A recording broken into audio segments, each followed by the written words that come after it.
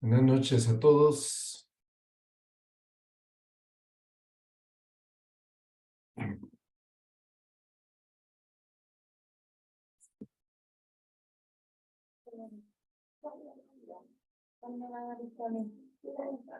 ¿Una mariposa blanca o azul? ¿Y la suya cuál va a ser? Blanca. Blanca, porque el blanco es favorito. ¿Verdad? ¿Y dónde está?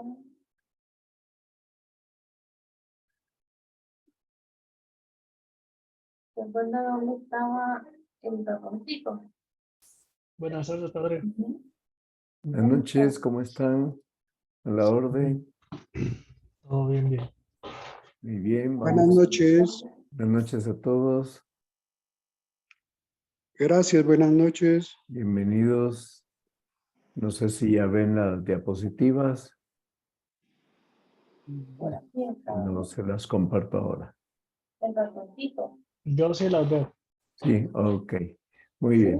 Vamos a empezar nuestra clase. Dios te salve María, llena eres de gracia, el Señor es contigo, bendita tú eres entre todas las mujeres y bendito es el fruto de tu vientre Jesús. Santa María, Madre de Dios, ruega, Señora, por nosotros los pecadores, ahora y en la Y él había Gloria encontrado al Padre y al Hijo y al Espíritu Santo. hora siempre y por los siglos de los siglos. San Gabriel, ruega Ruega por por nosotros. Por nosotros. San Pablo, ruega por nosotros. Muy bien. ¿Tienen alguna duda de la clase pasada que quisieran que les aclare hoy? Yo creo que, don Mario, empecemos a esperar a que vayan entrando poco a poco, porque Sí. como fueron varios temas, sí es importante esa pregunta. Ok, muy bien.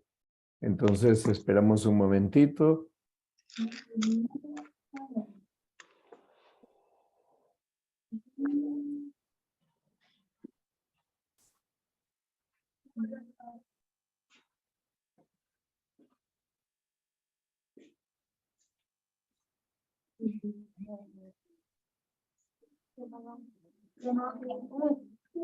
¿Por qué?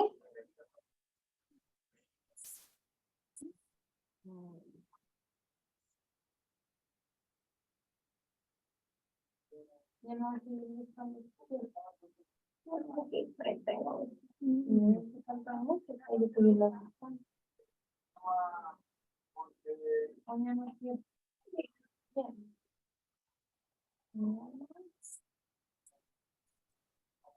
Vamos a buscar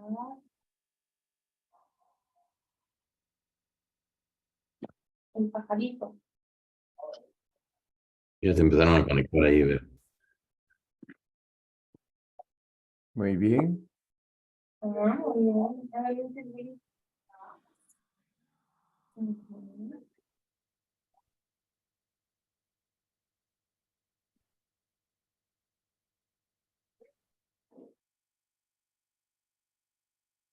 Muy bien. Entonces, si no tienen ninguna pregunta de la clase de la semana pasada, entonces empezaría a explicar el tema del bautismo y la confirmación según el artículo y el libro del profesor sacerdote Philippe Goiret. Vamos a buscar el arbolito. Muy bien, vamos a empezar. Voy a poner en silencio a los participantes y si alguien tiene alguna pregunta durante, pues pone en el chat o levanta la mano y entonces así tranquilamente pues yo responderé lo que me pregunten. Bien, entonces este es el temario que intento cubrir hoy. Si no hubiera tiempo, pues lo seguiremos la otra semana y pues quisiera empezar diciendo, bueno, ¿existe alguna prefiguración del bautismo en el Antiguo Testamento Y la respuesta es que sí existe y que son 3 prefiguraciones. Muy bien. La primera, el diluvio universal. Voy a explicar por qué. Porque el diluvio universal supuso comenzar de nuevo a partir de Noé y 7 personas más. Y estuvo la presencia del agua. Por tanto, murió muchísima gente y los que quedaron vivos eran los que iban en el arca. Todo esto simboliza la Iglesia universal, simboliza el bautismo. Segundo, la travesía del Mar Rojo. El hecho de tener que pasar a través del mar, habiendo salido de la tierra de pecado, para entrar en la tierra de libertad a través del agua, también simboliza el bautismo. Y tercero, la circuncisión. Entonces, la circuncisión tiene que ver con que la marca en el cuerpo de los varones israelitas era un modo de anunciar que un día, en vez de una marca en el cuerpo, habría una marca indeleble en el alma. Por tanto, aunque el cuerpo hubiese muerto, el alma quedaría marcada para siempre. Bien, entonces estas 3 prefiguraciones aparecen en el Nuevo Testamento explícitamente mencionadas. Y se menciona en la primera carta de Pedro, capítulo 3, versículo 20 y 21. La primera de Corintios, capítulo 10, versículo 1. Y luego en la carta de Pablo a los Colosenses, capítulo 2, versículos 11 y 12. Veamos por lo menos una de ellas. Vamos a la primera carta de Pedro, capítulo 3, y versículos 20-21. Entonces, aquí en esta primera carta vamos a encontrar que San Pedro, que solo escribe 2 cartas, en el capítulo 3, esa carta solo tiene 5 capítulos, pues vamos al versículo 20-21, y ahí nos vamos a encontrar con lo que él explica, el primer papa. Dice: a los desobedientes en otro tiempo, cuando la paciencia de Dios aguardaba en los días de Noé a que se construyera el arca para que unos pocos, es decir, 8 personas, se salvaran por medio del agua. Aquello era también un símbolo del bautismo que actualmente os está salvando, que no es purificación de una mancha física, sino petición a Dios de una buena conciencia por la resurrección de Jesucristo, el cual fue al cielo, está sentado a la derecha de Dios y tiene a su disposición ángeles, potestades y poderes. Bueno, entonces San Pedro habla explícitamente de la vinculación entre el diluvio universal y el bautismo. O sea que lo plantea como una prefiguración. La pregunta que con frecuencia me hacen es si Jesús realmente necesitaba ser bautizado en las aguas del río Jordán al comienzo de su ministerio público. La respuesta es un definitivo y tajante no. ¿Por qué? Porque Jesús es la segunda persona de la Santísima Trinidad hecho hombre. En Jesús solo hay una persona, la divina. La persona divina asume un cuerpo mortal y asume un alma humana. Por tanto, hay 2 naturalezas en Jesucristo, la humana y la divina. Y ambas naturalezas están perfectamente conciliadas, unidas para siempre, de modo que son inconfusas, indivisas, inmutables e inseparables. Bien, entonces, ¿por qué se bautiza? Porque quiere concedernos una primera luz sobre lo que será nuestro bautismo en el agua. O sea que ahí queda ya definido que es el agua natural. ¿La luz de qué? Así como en el bautismo de Cristo, que no lo necesitaba.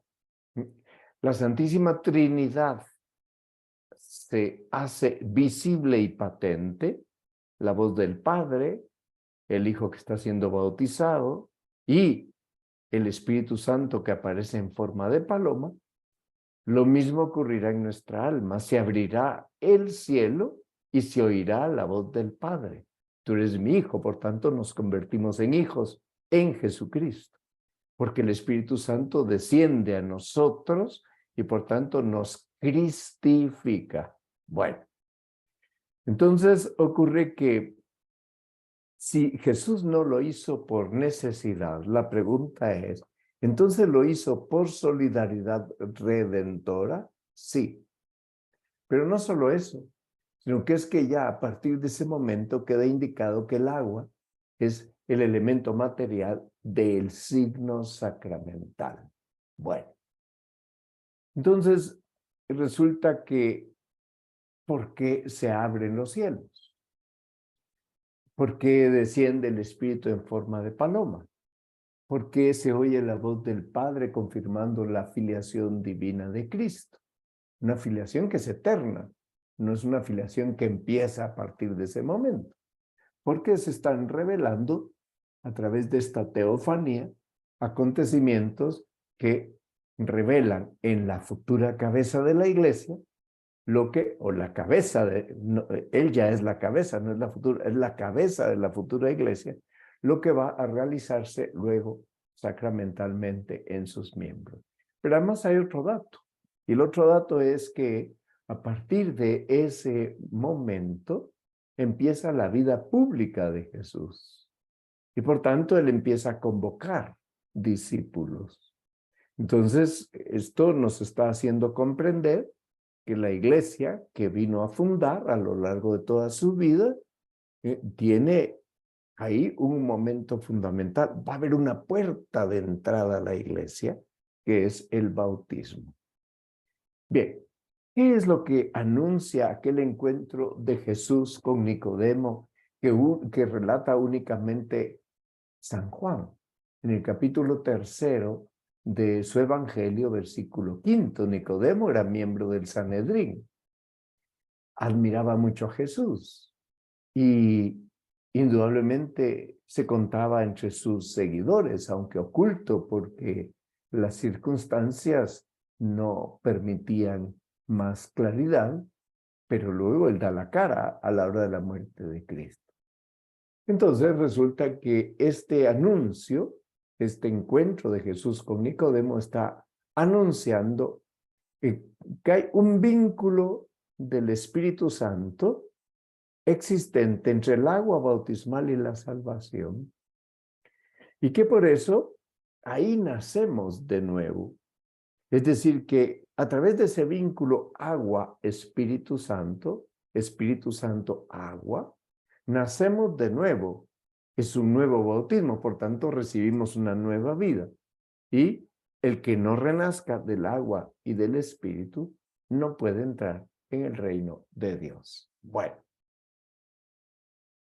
Entonces resulta que nos preguntamos si el misterio pascual, es decir, el paso de Cristo de este mundo al Padre ocurrido entre el Viernes Santo, anunciado desde el jueves en el que anticipa sacramentalmente su muerte y concluido con su resurrección y ascensión a los cielos, si ese paso de Cristo de este mundo al Padre, al que llamamos misterio pascual, en concreto esos 3 días, triduo pascual, entonces, en efecto, confiere al bautismo su valor salvífico. Es así. Ya Jesús había referido, había dicho, lo recoge San Marcos, capítulo 10, y San Lucas, capítulo 12, que él iba a experimentar un bautismo. Jesús, que fue bautizado, está hablando de un bautismo, refiriéndose con esa palabra a su muerte en la cruz. Por tanto, su pasión sufrida en Jerusalén, Jesús la llama bautismo. otro motivo más para entender en que la eficacia de este sacramento, la eficacia salvadora, viene precisamente de la pasión de Cristo. Bien,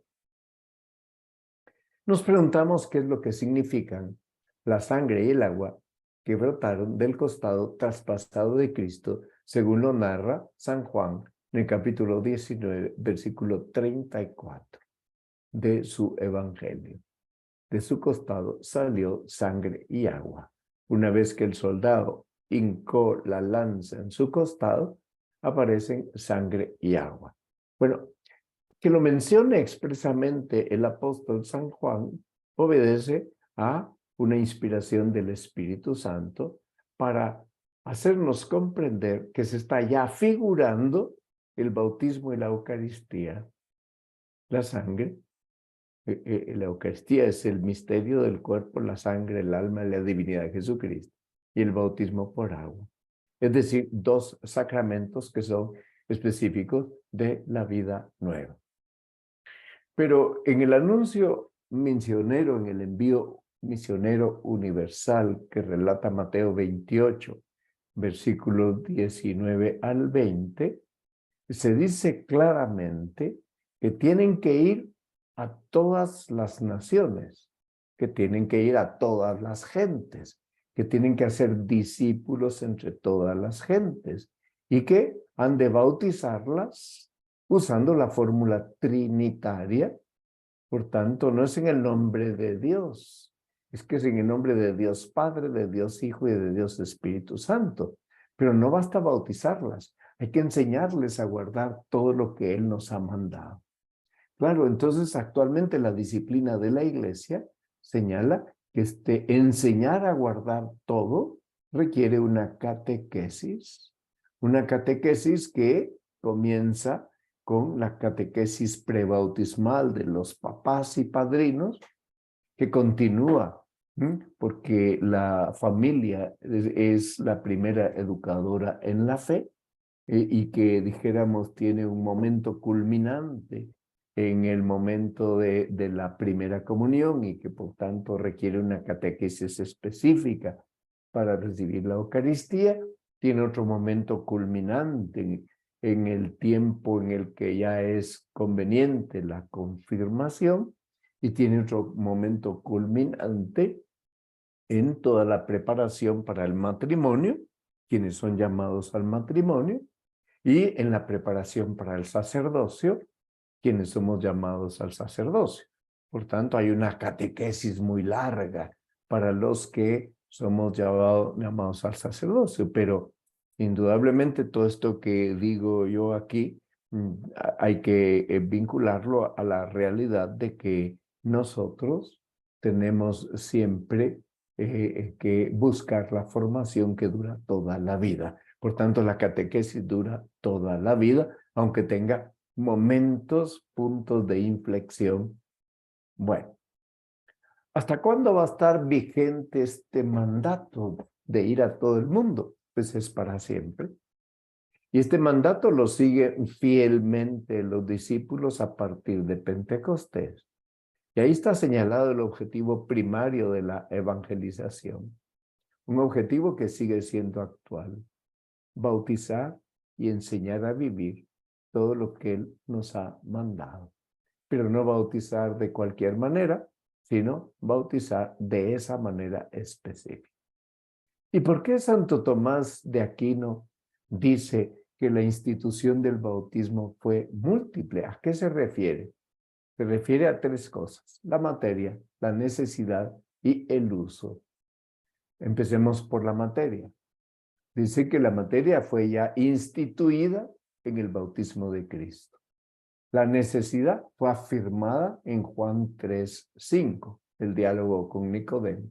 Y el uso comenzó cuando Jesús envió a sus discípulos a predicar y a bautizar. Mateo 28. Bueno, muy bien. ¿De dónde viene la eficacia de este sacramento? Pues viene de la pasión. Y su difusión es proclamada ahí en Mateo 28:19, que es cuando Jesús les da la orden de ir a todo el mundo. Bien, estamos entonces haciendo un recorrido de cómo este sacramento, el primero de todos, el más importante es la Eucaristía, pero sin bautismo no hay Eucaristía. Entonces, le lleva a San Pablo a plantearnos, dice, en la carta a los Romanos, capítulo 6, dice, o es que ignoráis que fuimos bautizados en Cristo Jesús. Cuantos fuimos bautizados en Cristo Jesús, fuimos bautizados en su muerte. La eficacia viene de la pasión y muerte. Fuimos con él sepultados por el bautismo en la muerte, pero al mismo tiempo nuestra resurrección fue ya figurada, comenzó ya al salir del agua, a fin de que, al igual que Cristo fue resucitado entre los muertos por medio de la gloria del Padre, así también nosotros vivamos una vida nueva. Bien, todo este recorrido, que es un recorrido que hace San Pablo de un modo sintético en 2 versículos del capítulo 6 de la carta a los Romanos, tiene mucho interés para que nosotros comprendamos que el bautismo lleva consigo morir con Cristo y resucitar con Cristo. En Colosenses 2, versículo 12, un texto que complementa el de Romanos, dice que fuimos sepultados con él en el bautismo. Dice, con él también habéis resucitado por la fe en la acción de Dios, que resucitó de entre los muertos. Tenemos fe en esa acción de Dios. Entonces, como nos une a Cristo, nos une a la pasión de Cristo y nos une a la resurrección de Cristo. Bueno, San Pablo en Gálatas 6, dice, capítulo 3, versículos 26 y 27, nos habla de revestirnos de Cristo. Dice, todos sois hijos de Dios por la fe en Cristo Jesús. O sea, todos los bautizados en Cristo nos hemos revestido de Cristo. Por tanto, está claro que esto es lo que recordamos cada día cuando nos ponemos el escapulario, ¿verdad? O sea, que si alguien se cambia el escapulario de medalla por el de tela para dormir con el de tela y se lo vuelve a poner el de metal, el de medalla por la mañana, bueno, pues el revestirse de Cristo, eso es lo que nos recuerda, porque el escapulario es un vestido. Esto significa entonces que nuestra devoción al escapulario se vincula con el hecho ya ocurrido de Gálatas 3, 26, 27, y que por eso es tan conveniente el uso del escapulario, que para nosotros es como un recordatorio. Hoy me tengo que despojar del hombre viejo. Hoy Dios me pide que me revista de nuevo con el hombre nuevo. Muy bien. Entonces, se produce una justificación bautismal, es decir, pasamos del estado de pecado al estado de justicia. Aquí la pregunta que se plantea es, si esa justificación bautismal se traduce en efectos concretos en el alma del cristiano. Y como esto es así, entonces hay unos efectos que son sanantes y hay otros efectos que son elevantes. Empecemos por los sanantes. Efectos sanantes. ¿Qué es lo que se sana? Al sanar el alma de las heridas del pecado, el bautismo borra el pecado original. Pero además, si nos bautizan adultos, y estamos arrepentidos de esos pecados, porque si no, no iríamos al bautismo, nos perdona todos los pecados que cometimos cuando ya tuvimos uso de razón. Entonces, esto es lo que recuerda Hechos 2, versículo 38. Cuando le preguntan a Pedro, ¿qué tenemos que hacer? Entonces Pedro contesta, conviértanse y que cada uno de ustedes se haga bautizar en el nombre de Jesucristo para la remisión de sus pecados y recibirán el don del Espíritu Santo. Si nos quedáramos en el análisis textual de Hechos 2:38, diríamos que en la Biblia hay contradicción, porque Jesús ha dicho en el Evangelio que hay que bautizarse en el nombre del Padre y del Hijo y del Espíritu Santo. Pero no hay contradicción, porque los lugares paralelos sirven para aclarar. Entonces, los textos bíblicos se vinculan. Está vinculado Mateo 28 con Hechos 2:38. Muy bien. Además, donde hay una persona están las otras dos. Bien. Muy bien. Entonces, una vez bautizados, se nos remite, por tanto, se perdona el pecado original y se perdona la totalidad de la pena temporal y de la pena eterna.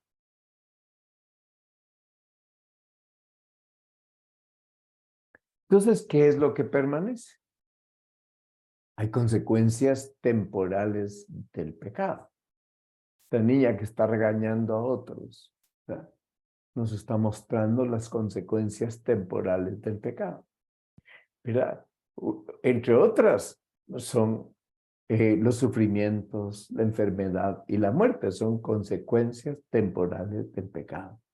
Pero hay otras fragilidades que se refieren a la vida, la debilidad de carácter o el exceso de carácter, la inclinación al pecado, que la tradición de la iglesia llama concupiscencia, o en latín fomes peccati, inclinación al mal. Bueno, pues sí, claro, cuando perdemos los estribos y nos enfadamos, cuando nos dejamos de llevar de la curiosidad en la mirada y miramos cosas que no nos convienen. No es lícito mirar lo que no es lícito desear. Bueno. ¿Y cuáles son los efectos elevantes de la efusión del Espíritu Santo? Por eso dirá San Pablo en la primera de Corintios que en un solo espíritu hemos sido todos bautizados. ¿Qué está diciendo? Que el Espíritu de Cristo es el que nos hace espíritu, que nos hace hijos adoptivos, hijos en el Hijo. Entonces, cuando dice que en un mismo espíritu, se refiere al Espíritu Santo, con el cual Jesús hace su tarea de redención. No olvidemos que la redención es labor conjunta, misión conjunta del Hijo y del Espíritu Santo. Y por eso a Jesús se le llama Cristo, el ungido por el Espíritu Santo. ¿Eso qué quiere decir? Que la redención es una obra de amor. Eso es lo que quiere decir. Y que intervienen el Padre, el Hijo y el Espíritu Santo. El Padre porque envía al Hijo. El Espíritu Santo porque acompaña al Hijo en toda esa obra. Entonces nos preguntamos si con la filiación divina que hemos recibido, ¿Dios confiere al bautizado la gracia santificante? Sí, por supuesto. Una gracia que eleva toda la naturaleza humana, santifica toda la naturaleza humana. Por parte de Dios está ya hecho todo. Por parte de nuestra, está pendiente la colaboración a toda esa gracia.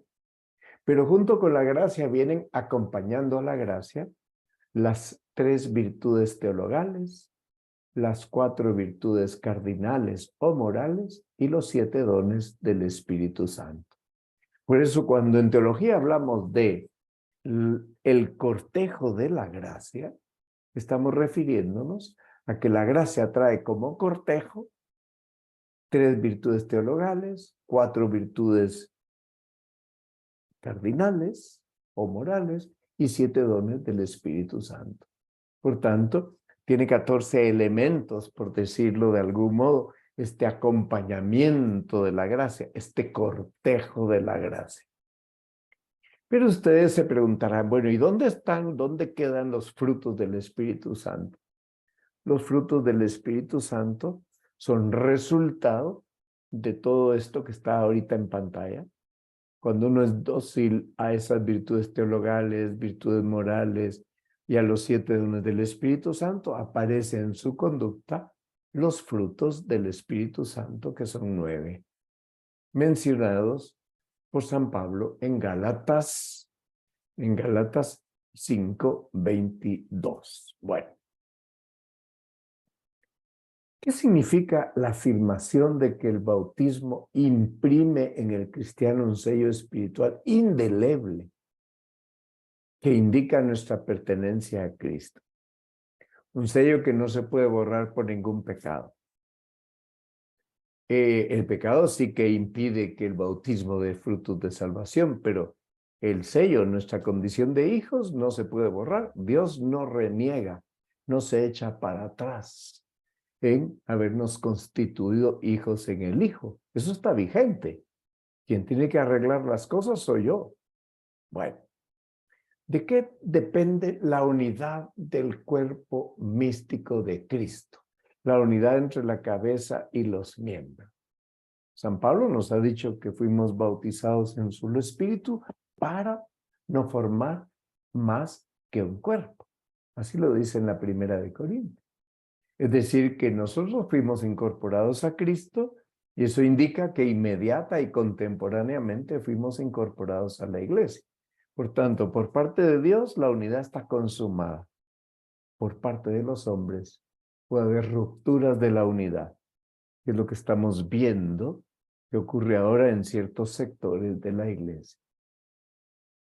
Entonces, una vez que nos incorporamos a la iglesia, nos preguntamos, ¿quedamos también vinculados con todos los cristianos?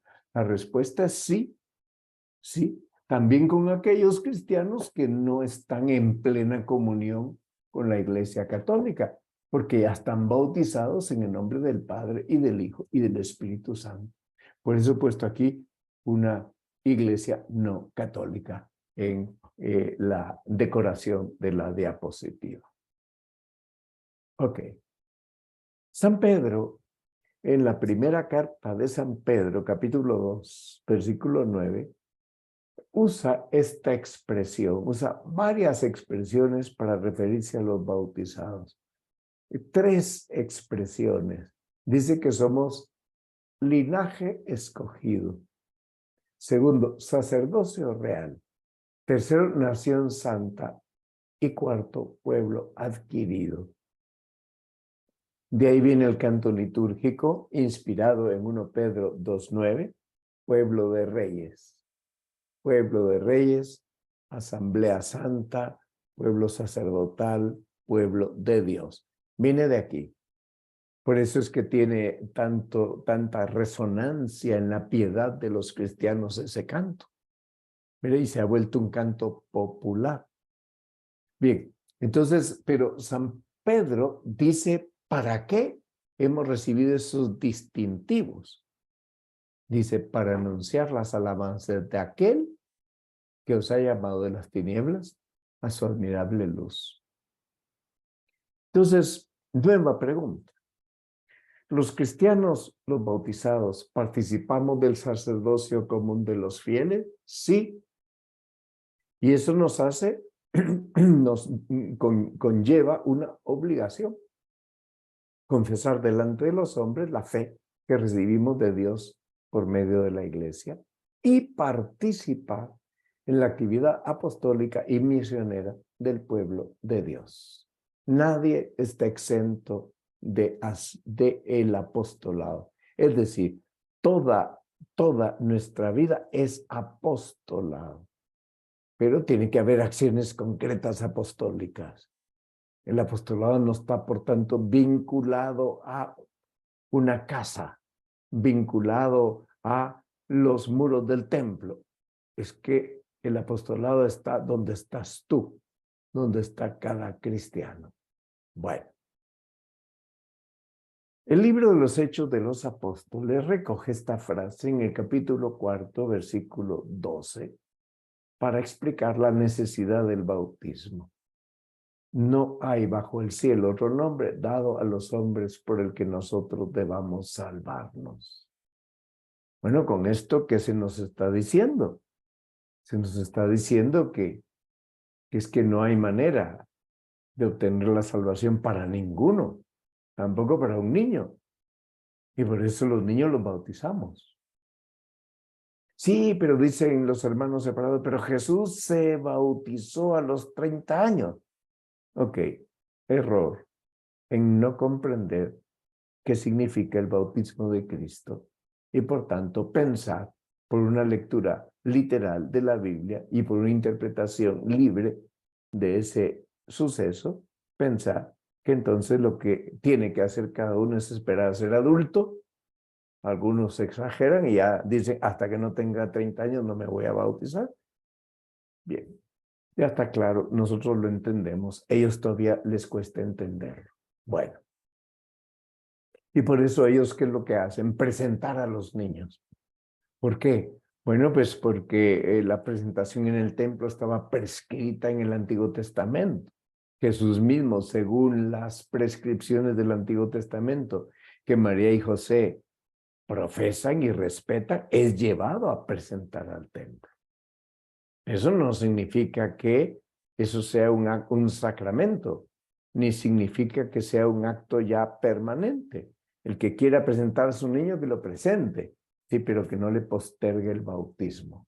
Bueno, entonces Gálatas vincula el ser bautizados con ser revestidos de Cristo. Sí, está vinculado. Por tanto, hay que entender con toda su fuerza las palabras de Jesús con las que dice, el que crea y sea bautizado se salvará, y el que no crea se condenará. Bueno, esto es muy fuerte. ¿Qué significa creer y ser bautizado? Es llevar un estilo de vida que está concretado en lo que el bautismo lleva consigo. Sí, pero es que yo era niño, yo no sabía. A mí no me preguntaron si me iban a bautizar. Tampoco te preguntaron si te llamaron a la vida. Este es un nuevo nacimiento de la misma criatura. No hace falta que te lo pregunten. Serían unos ingratos tus padres si no te bautizan. Por eso es la fe de la iglesia sobre la necesidad del bautismo para la salvación. Bien, entonces quedando 5 minutos, pienso que tal vez conviene suspender la clase en la diapositiva número 28 para pasar a las preguntas.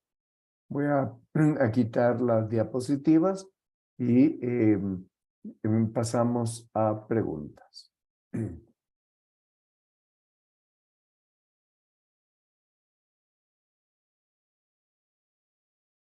Y no sé si me salí.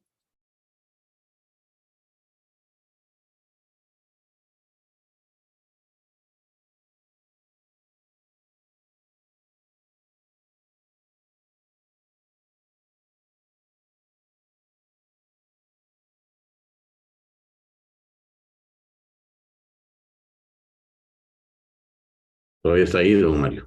Aquí estoy. Muy bien. Entonces pueden hacer las preguntas que quieran.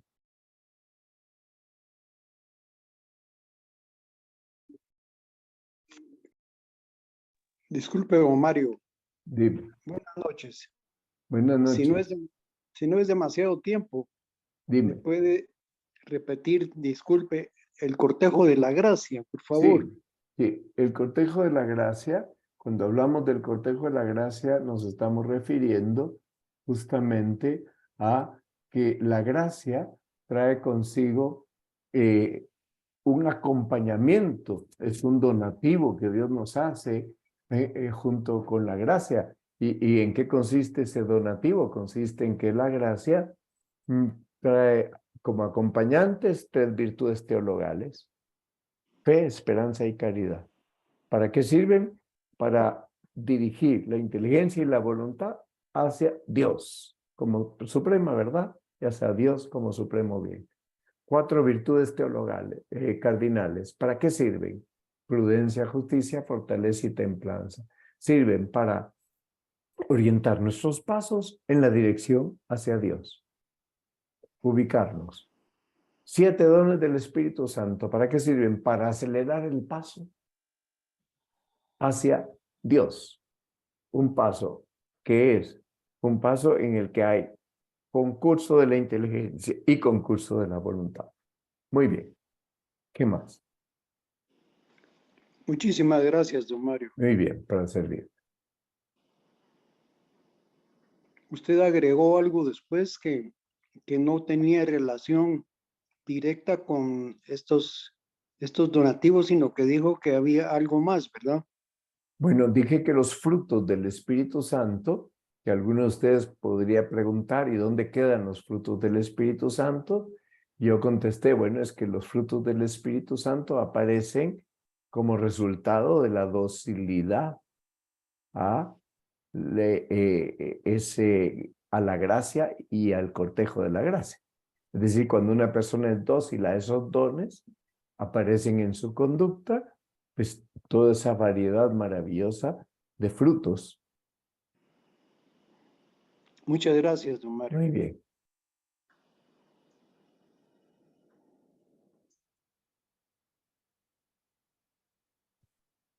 ¿Alguien más?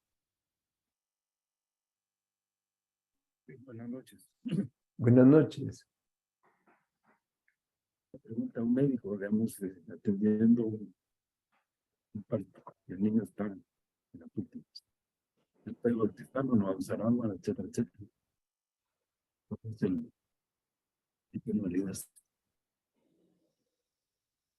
Sí, Ricardo, no te entendí bien la pregunta porque te oigo un poco lejos. Decía un médico atendiendo un parto y el niñito que está por nacer está en una situación crítica y él puede bautizar. Sí, sí. Sí, lo puede bautizar si está en una situación tan crítica que realmente ya no, él prevé que no va a vivir, ¿verdad? O porque los papás le han pedido, mire, si está en una situación crítica, por favor, bautícelo de una vez. Se han puesto de acuerdo con él. ¿Ok? Entonces, digamos, un accidente y encuentro una persona ahí. Bueno, crítico, o sea, si está bautizado, ¿no? No sabe uno si está bautizado o no, por tanto ahí, si uno se detiene, reza por esa persona. Si es un sacerdote y la persona está consciente, bueno, pues le puede dar la bendición, pero a lo mejor la persona reconoce inmediatamente que se trata de un sacerdote y pide la absolución, ¿verdad? Bueno, si es una persona que acaba de fallecer, bueno, pues como no me consta que sea católico, yo puedo decir, si eres capaz, pues te doy la absolución de todos tus pecados y le da la absolución. Porque no me consta ni hay nadie que me lo pueda decir. Muy bien. Don Mario, Sí, Clavos. yo tengo una pregunta ahí, oyendo lo que está diciendo Ricardo, pero tal vez basado en otra cosa. Alguien que es bautizado y que después abandona la iglesia, por decir, se va con los hermanos separados, Sí. ¿tiene algún beneficio el bautizo en él para un futuro, si él se arrepiente o algo? Él sigue estando bautizado. Lo que pasa es que a partir él algunas veces ha caído en ese pecado que se llama apostasía, es decir, abandono de la verdadera fe, sin ánimo de un abandono formal. Es decir, es un abandono de tipo material. ¿Eso qué significa? Significa que esa persona se ha apartado de la iglesia no refutando ninguna verdad de fe. Se fue por motivos sentimentales, ¿verdad? Pero no. Entonces, ¿qué hay que hacer si quiere volver a la iglesia? Hay que readmitirlo en la iglesia. ¿Y cómo se le readmite en la iglesia? Que rece el credo delante de testigos. Ya, Okay. Gracias. Muy bien. Y eso lo hace un sacerdote. Gracias, don Mario. Muy bien. De acuerdo. ¿Alguien más desea preguntar? Bueno, pues terminaríamos nuestra clase. Dios te salve María, llena eres de gracia, el Señor es contigo. Bendita tú eres entre todas las mujeres y bendito es el fruto de tu vientre, Jesús. Santa María, Santa María, Madre de Dios, ruega por nosotros pecadores, ahora y en la hora de nuestra muerte. Amén. Gloria al Padre y al Hijo y al Espíritu Santo. En el principio, ahora y siempre, por los siglos de los siglos. Amén. San Gabriel, Ruega por Ruega por nosotros. San Pablo, ruega por Ruega nosotros. por nosotros. Santa María Esperanza, nuestro asiento de la sabiduría. ruega por Ruega nosotros. por nosotros. Bueno, que Dios les bendiga. Nos veremos la próxima semana si Dios quiere. Gracias. Muchas gracias, nos Gracias, vemos. don Mario. Muy bien. Buenas noches, don Mario. Buenas noches para todos. Buenas Chao. noches, que descansen.